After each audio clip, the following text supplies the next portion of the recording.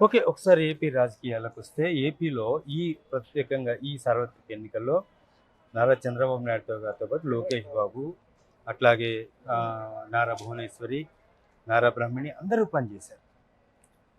ఈ ఈ సమిష్టి కృషి గెలుపుకి కారణం ఏందంటారా? అక్కడ తెలుగుదేశం పార్టీ గెలుపుకి ఫ్యాక్టర్ జగన్మోహన్ రెడ్డి పూర్తి స్థాయిలో ఓడిపోవడానికి, అట్టర్‌గా ఓడిపోవడానికి. డెఫినెట్ గా ఎందుకు అనంటే ఆ నిజానికి కూడా సార్ని అరెస్ట్ అయినప్పుడు ఫ్యామిలీ అంతా ఒకటి అవ్వాల్సినటువంటి ఒక పరిస్థితి.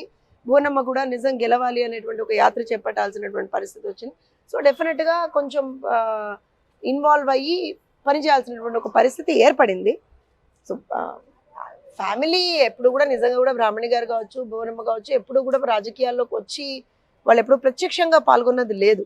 బట్ దిస్ టైమ్ సిచ్యువేషన్ కొంచెం డిఫరెంట్గా ఉండేది. డిఫరెంట్ ఇన్ ద సెన్స్ ఒక్కొక్క ఫ్యామిలీ మీద దాడి జరిగిందండి. అక్కడ మీరు గమనించారు.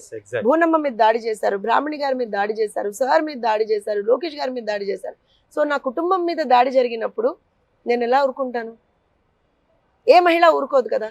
సో ఖచ్చితంగా ఇవాళ దే హావ్ రివర్టెడ్ బ్యాక్, అందులో డౌట్ లేదు. కానీ భువనేశ్వరి గారు నిజం గెలవాలి అని ఎప్పుడైతే టైటిల్ పెట్టారో దాంట్లో ఒక రకమైన సెంటిమెంట్, ఒక రకమైన బాధ, ఒక రకమైన అన్నీ ఉన్నాయి దాంట్లో ఆ టైటిల్లో. వాస్తవానికి కూడా నిజం గెలవాలి అండి. మేము అన్నది కూడా అదే, నిజం గెలవాలి అనుకున్నాము, గెలిచింది అని వాళ్ళ రోజున మేము భావిస్తున్నాము. ఖచ్చితంగా ప్రజలకి మంచి జరగాలి అనేటువంటి ఒకే ఒక ఉద్దేశంతో ఆ రోజున కూడా మేము పనిచేసాం. ఇవాళ అధికారం వచ్చిందనే మేము కామ్గా కూర్చోం. అధికారం ఉన్నా లేకపోయినా మేము ఎప్పుడు ప్రజాపక్షంగానే పనిచేసాం కాబట్టి ప్రతిపక్షంలో ఉన్నప్పటికన్నా కూడా అధికార పక్షంలో మా మీద బాధ్యత ఎక్కువగా ఉంటుంది. మేము ఇంకా ఎక్కువ బాధ్యతతో పనిచేయాల్సినటువంటి అవసరం ఉంటుంది. ఫైనల్గా చెప్పండి, చంద్రబాబు నాయుడు గారు వచ్చారు, తెలంగాణలో పర్యటించారు, 3 రోజులు ఉన్నారు. ఒక నూతన ఉత్సాహాన్ని కార్యకర్తల్లో నింపెళ్ళారు. తెలుగుదేశం పార్టీ తెలంగాణ నాయకురాలుగా దీన్ని ఎలా క్యారీ ఫార్వర్డ్ చేస్తారు? డెఫినెట్గా రేపు పొద్దున్న రాబోయే రోజుల్లో తెలంగాణ ప్రాంతంలో కూడా తెలుగుదేశం పార్టీ జెండా రెపరెపలాడుతుంది. ప్రజల పక్షాన పోరాటాలు చేస్తాం, అధికారంలో కూడా వస్తాం. ఎంతో మంది నాయకులు తెలుగుదేశం పార్టీ నుంచి ఇతర పార్టీలకు వెళ్ళారు.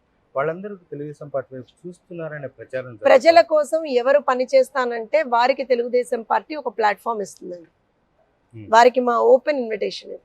ప్రజల కోసం ఎవరు పని చేస్తానంటే వాళ్ళు తెలుగుదేశం పార్టీలో జాయిన్ అవ్వచ్చు. ఫైనల్ గా స్వార్థాలతో వస్తామంటే కాదు, ప్రజల కోసం పనిచేస్తామంటే మాత్రం open. Last but not least, Telugu Desam తెలంగాణలో అధ్యక్షులు లేరు, ఆ రేస్ లో మీరున్నారా? ఒకవేళ చంద్రబాబు నాయుడు గారు మీ పేరుని తెర మీదకి తీసుకొచ్చి ఖచ్చితంగా ఇప్పటి వరకు చంద్రబాబు నాయుడు గారు ఏ బాధ్యతనిచ్చినా సరే దాన్ని ఎంతో గురుతర బాధ్యతగా తీసుకొని నేను నిర్వర్తించాను. ఎందుకంటే ఆయన నాకు రాజకీయ గురువు, ఆయన ప్రజలకి మంచి చేసేటువంటి ఒక మనస్తత్వం ఉన్నటువంటి వ్యక్తి. సో ఆయన నుంచి ఎన్నో నేర్చుకున్నాం.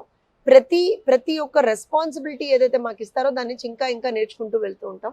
డెఫినెట్గా ఆయన ఏ నిర్ణయం తీసుకున్నా సరే శిరసావహిస్తాం, ముందరికి తీసుకెళ్తాం, పార్టీని నిలబెట్టుకుంటాం.